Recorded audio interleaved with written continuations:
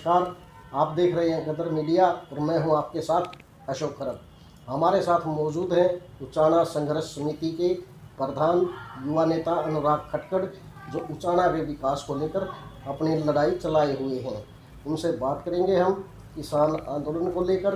Deputy CM Dushyant Chautala जो उचाना हल्के से ही आते हैं, उस मुद्दे पर, और यहाँ तक कि 6 मार्च को जो प्रोग्राम होना है चौधरी वीरेंद्र सिंह का, भूपेंद्र सिंह हुड्डा भी शायद इस मंच को साझा करेंगे। उस बारे में अनुराग क्या कहना चाहते हैं। अनुराग, आपका स्वागत है हमारे स्टूडियो में। सबसे पहले तो मैं आपका बहुत धन्यवाद करता हूं और आपके चैनल के लोगों का बहुत स्वागत करता हूं कि आपने मुझ जैसे व्यक्ति का जो है अपने विचार रखने का अवसर दिया। बहुत धन्यवाद। किसान आंदोलन के इतना लंबा होने के बावजूद केंद्र सरकार की जो बेरुखी है, उस पर क्या कहना चाहेंगे। देखिए, जब प्रदेश और देश की सरकार अहंकारी हो, अहंकारी शासक सत्ता में बैठे हो, तो इस प्रकार लोकतंत्र की हत्याएं सरकार द्वारा, अहंकारी शासकों द्वारा सरेआम की जाती है। उस बात का उदाहरण आप लोग देख सकते हो। मैं इससे ज़्यादा इस बारे में कुछ कहना भी नहीं चाहता।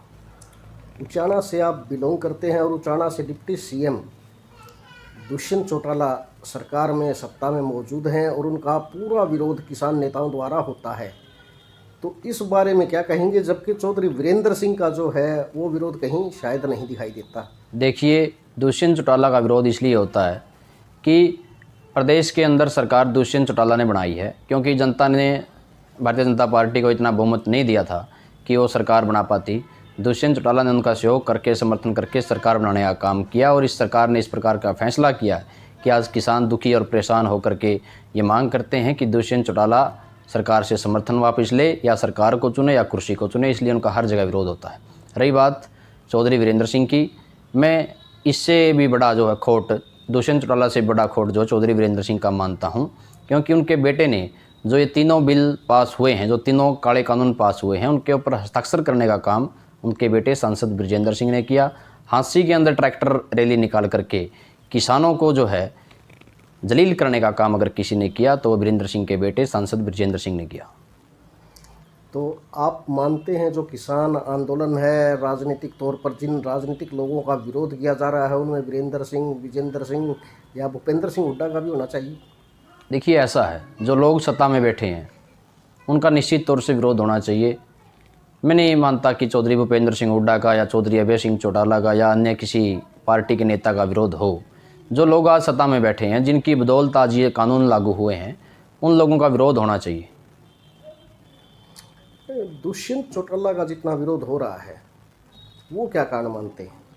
देखिए, दुष्यंत चौटाला का विरोध का सबसे बड़ा जो कारण मैं मानता हूँ वो ये है कि उन्होंने किसानों के नाम पर वोट लिए थे और आज किसान दुखी और परेशान हैं, और दुष्यंत चौटाला किसानों की सुनने की बजाय आज कुर्सी से चिपके बैठे हैं, इसलिए उनका विरोध हो रहा है। और विरोध में मानता हूं कि 6 तारीख का जो इनका कार्यक्रम है चौधरी वीरेंद्र सिंह जी का और हुड्डा साहब का, ये भी कहीं ना कहीं जो है चौधरी वीरेंद्र सिंह जी जो है हुड्डा साहब को अपना नेता मान चुके हैं।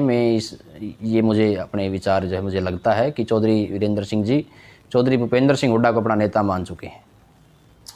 तो क्या उचाना संघर्ष समिति इनके कार्यक्रम को लेकर किसान नेताओं से कोई बातचीत करेगी। बिल्कुल करेगी। कल जा कर के मैं स्वयं जो है वहाँ हमारे टोल के ऊपर जो किसानों के नेता बैठते हैं उनसे बात की जाएगी कि जहाँ दुष्यंत चौटाला के कार्यक्रमों का विरोध किया जाता है वहीं पर चौधरी वीरेंद्र सिंह जैसे लोग जिन्होंने किसानों को जलील करने का काम किया हो, उनको जो है उनके काले कानूनों के खिलाफ जो है वो आवाज़ नहीं उठाई हो, उनके बेटे ने हस्ताक्षर किए हो बिल पास करने पर, उनका विरोध होना चाहिए।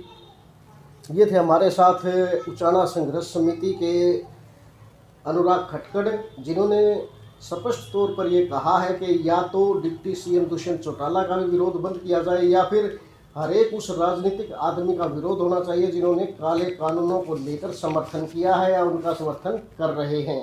जय हिंद।